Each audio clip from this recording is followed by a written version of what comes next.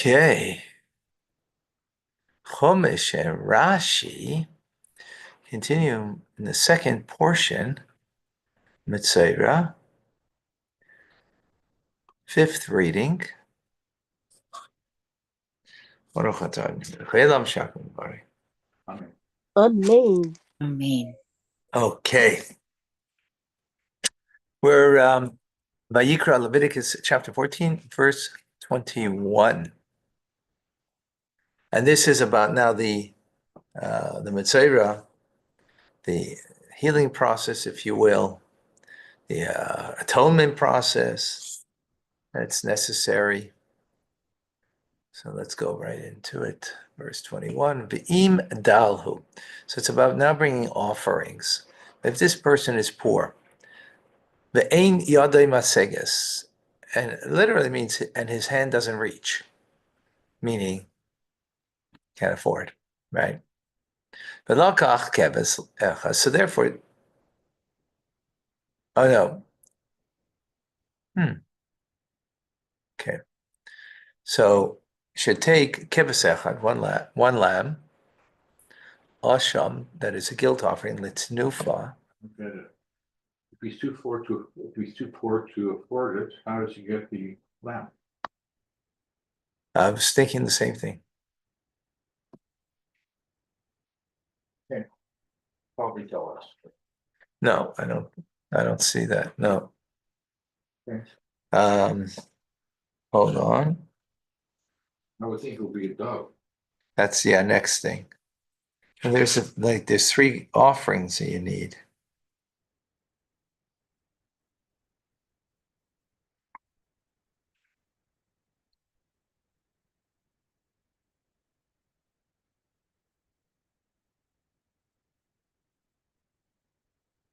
Okay, let's see. So it seems like the lamb for the guilt offering stays the same. Litznufa for a wave offering. The chaper alav to bring atonement upon him. V'isarayin selis, and a tenth of an isara, and a tenth of an ephah of fine flour. Echad bolol b'shemen, that's mixed with oil. The mincha for a grain offering, the like shemen, and a log of oil. Let's see Rashi in 21. Yisrael says echad, a tenth of an ephah of fine flour, kevazeh, for this lamb, shu echad, which is one. Yavi yisarayin echad, he shall bring 1/10 of an ephah, and isachav for its poured offerings.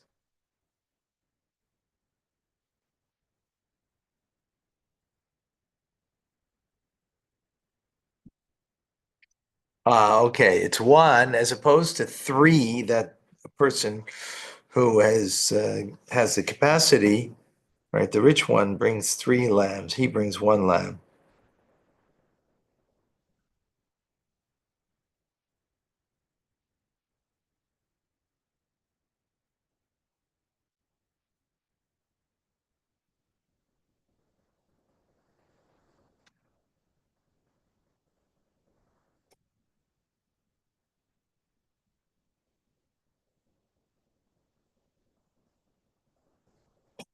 Okay. The leg of shemen,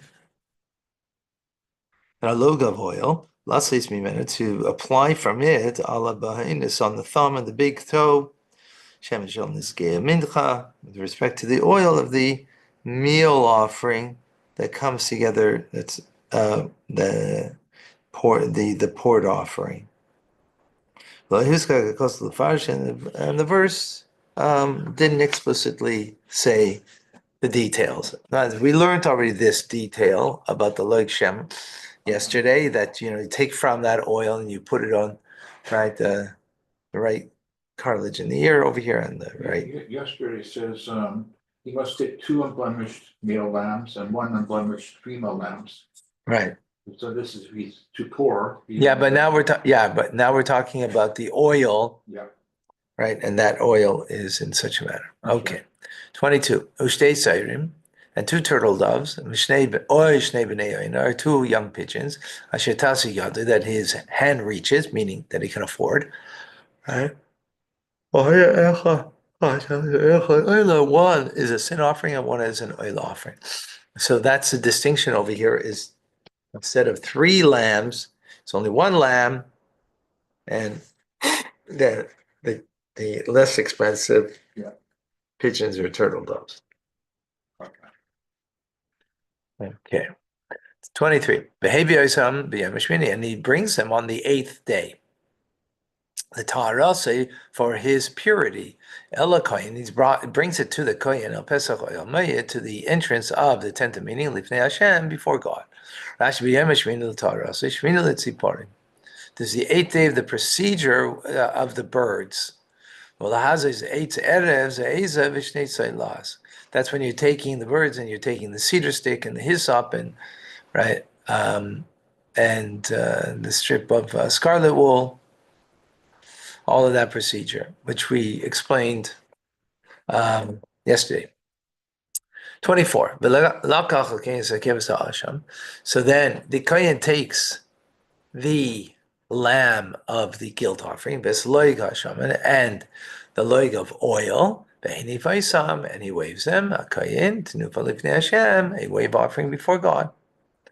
The shachar is a kebis, a asham, and now he slaughters the lamb, the guilt offering lamb. And the kohen takes from the blood of the asham and also al tnuch. It's interesting here. It does say so. Before it said it like it didn't say, but here it's saying, and he places it on the tnuch. What's an antithesis? Huh? What's an anti-helix? Middle of the ridge of the anti-helix of the right ear. Over here. Over here. It means over here. I guess that's the anti-helix. I don't know. Okay. Right? Yes, on the ear. Oh yeah, on the middle part of the ear, hamitayr of the one who is coming to get pured. The hayimanis of the right one. The albayin yadai, and of the thumb of his hand, hayimanis the right one. The albayin raglai, and on the thumb of his foot, hayimanis the right one. Right, similar to what we learned previously. Amina shemen. Now from the oil, yatek hakayin, the kohen pours out al kaf hakayin asmolis. He pours oil. Now, so he takes from it. Now he's pouring oil, right, on the left hand of the one who's being purified, right? Sorry, Yatzek. On the priest's hand. Yeah, on the kohen's hand. Sorry, v'hiza kohen, and then the kohen takes with his right finger, right index finger, from the oil that's in his left palm, be'etzba'ei hayamanis, min hashemen asher al kapei, from the oil that's on his palm, hasmolis to the left, sheba pamim lifnei Hashem, and he dashes it 7 times before God. As we learned before, 7 times before God means towards the holies, right? Yes. East facing west. Exactly. 28. V'nasan hakayin, and he'll place now the kohen. He'll take from the oil hashal kapay that is on his palm, left palm, right? And now he's going to take from that oil and he's going to place it on the tnuch, the ridge of the inner, the ear, right, the middle of the ear of the one who's seeking purity, Hayamanis, and the right ear, Balboin Yada Yamanis, and the right thumb of his hand, Balboin Ragla Yamanis, and the right thumb of the right foot, and the thumb of the right foot. No. Let's go on the thumb of his hand. Thumb. On the right big toe. Yeah, right. Okay, I called it a thumb. It's a big toe. Doing the palm, the hand. He didn't do the hand before. He just did the toe. No, he did both. No, he did that.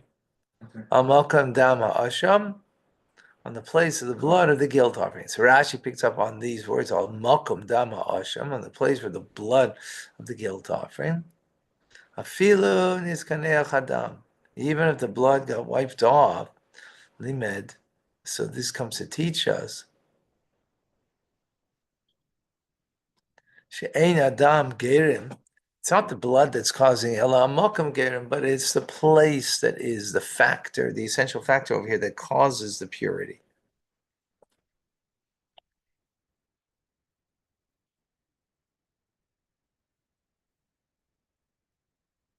Okay.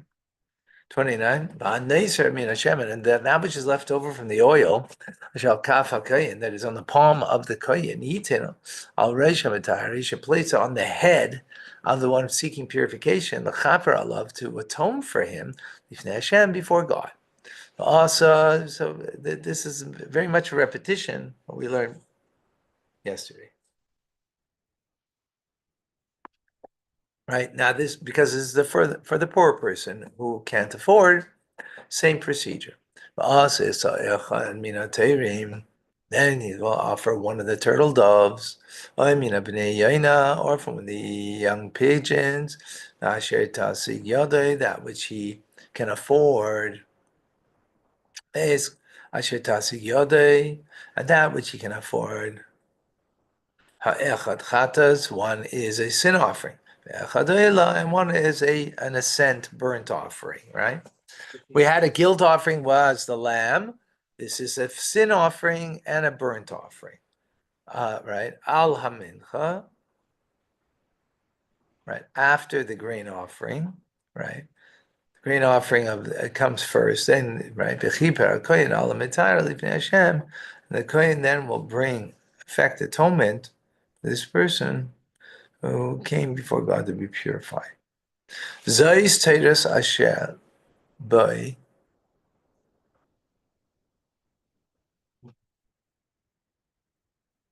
This is the Torah, meaning the law, asher by neged saras, that someone who is afflicted with saras, asher tosig yodei b'ta'arasei, that which asher loy tosig, that which he cannot, his hand does not reach, meaning he can't afford, b'ta'arasei, to become purified. Short today. This is in comparison to your. I don't know what do you mean by I comparison. mean, this is. It's not compare. I wouldn't say compare. This is a guy who can't afford it. Exactly. Exactement. Let's see. Hi. How are you? Okay, thank you. That's all. What's that?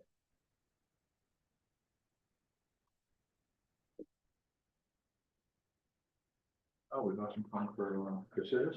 Mm-hmm.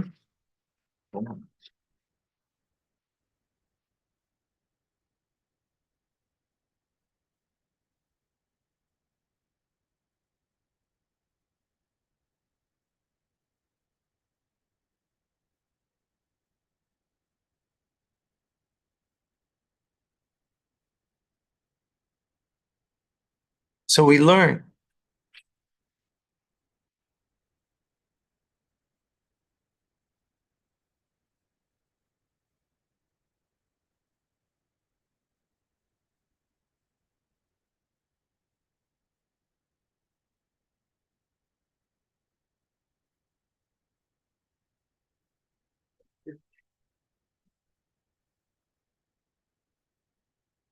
All right, let's we learned yesterday. This will be the law of the Metzora on the day of his purification, right? That was verse number 2 in chapter 14 yesterday, if you want to take a look at it. Rashi brings down, this will be the law of the Metzora, and etc. This teaches us that you do not purify someone by night. So Rebbe asks a question on Rashi. This is Rashi. He asks a question on Rashi. This is yesterday again. Okay, first verse in the second parsha. Seemingly, it seems, and also the Meforshim, many of the commentators ask on Rashi, that where does he get the fact that it's by day? From the word bayoim ta'arase. right? And the day that he becomes purified. Meaning, the implication from the verse is that it's only by day that you can be purified. If that's the case, why does Rashi bring down the word Zoistia Tazria-Metzora, that this is the law of, is to be the law of the Metzora? And he doesn't even bring down the words B'yom Taharaseh. He doesn't even bring it down. The whole point that he's explaining is B'yom Taharaseh, in the day, in other words, from those words, that's how we know. But he doesn't even bring it down as if he's not explaining that. Right? That clear? Does it go without saying? No, whoa, just, is that clear? Don't go anywhere else. Is the question clear? Is the question clear? Don't seek an The answer. question is clear. Okay. Okay, finished.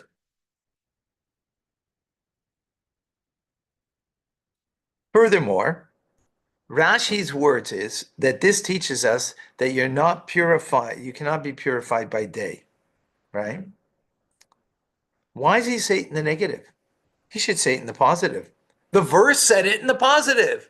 B'yom Taharos, in the day of his, right, in day of his purification. So you should say that he's purified only by day, right? Something like that. Don't say this teaches us that you can't purify by night.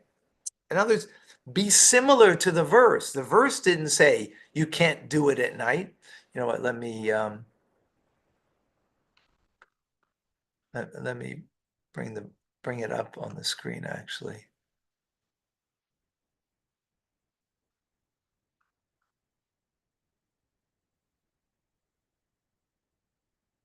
Yeah, here it is. Here's the Rashi.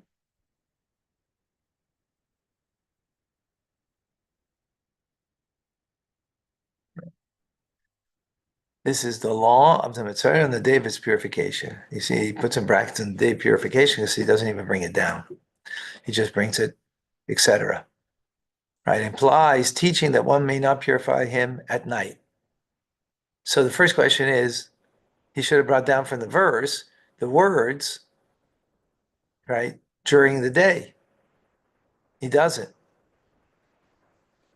Because that's what he's explaining, during the day and not at night, right? For second question is, why are you not, he should portray it the way it's in the verse, to say that only by day, is purification. But no, he's saying in the negative. The verse doesn't speak in the negative. Why is he speaking in the negative?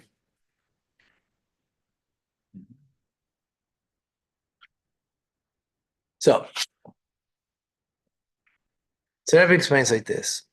The word bayoim, by day, right, in the verse, for itself, does not oblige you, at least in the simple meaning of the verse, that the intent over here means by day and not by night.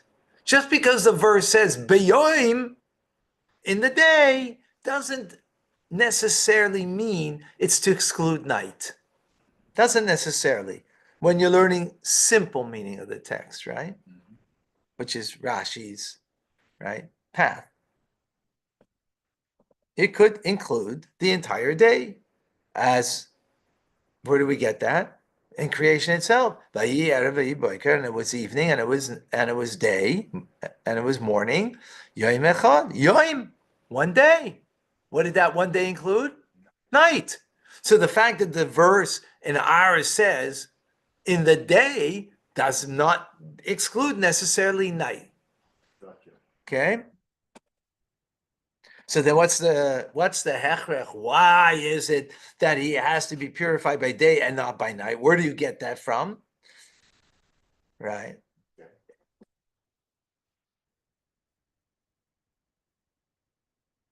So it comes with a preface.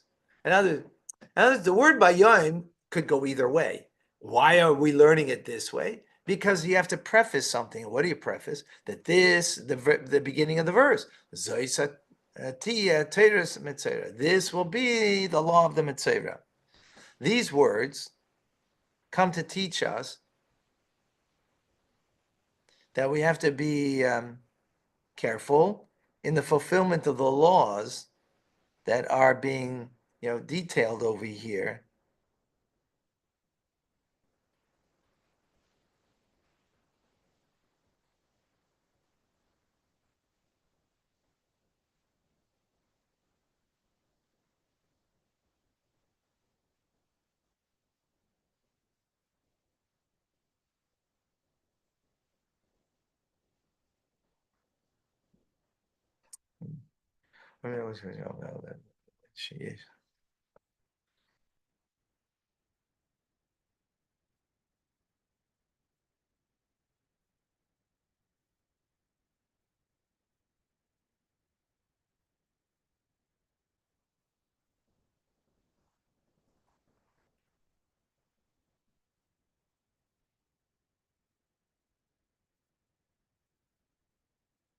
Uh-huh.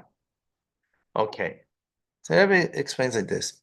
The words, this will be the law of the Metzora, is coming to tell us to be precise and exact in the law. It's an emphasis, right? Oh, we know this is the law of the Metzora. We know that. What do we need? Why is the Torah repeating it? To bring an emphasis on the details of the law that you should be careful in its fulfillment.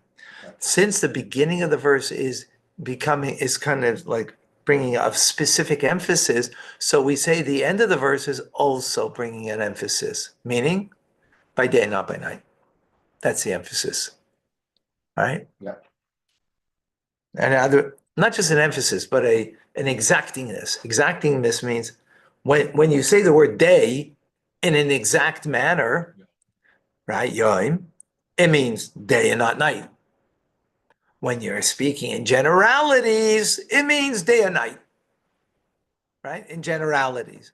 But since the beginning of the verse, an emphasis over this will be the law of the Metzora. Obviously, it's the law of the Metzora. That's what the Torah is teaching us this. Why are you saying this? To be careful in the observance of its details. That means that's what the beginning of the verse means. So the end of the verse continues with the kind of detailed manner. So the detailed way of Yoim means day and not night.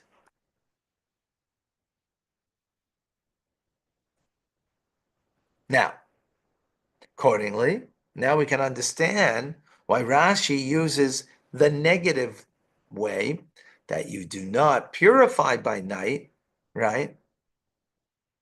As opposed to purification is only by day. Mhm.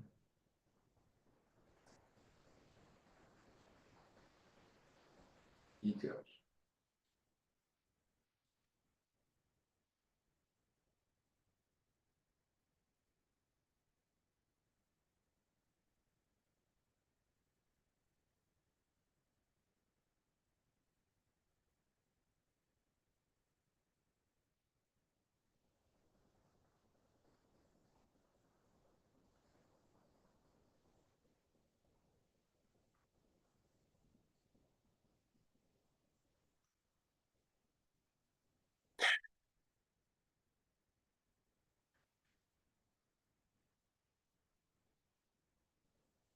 Hmm.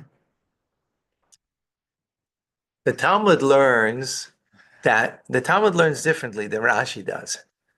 Rashi isn't arguing the Talmud because Rashi is learning simple meaning, right? Talmud learns that it's from the word bayoim, it means specifically bayoim, right? The day and not night. Rashi doesn't learn that way, as we just said, right? He's learning it because the beginning of the verse comes to be precise, exacting, discerning, being mitzamtzim, being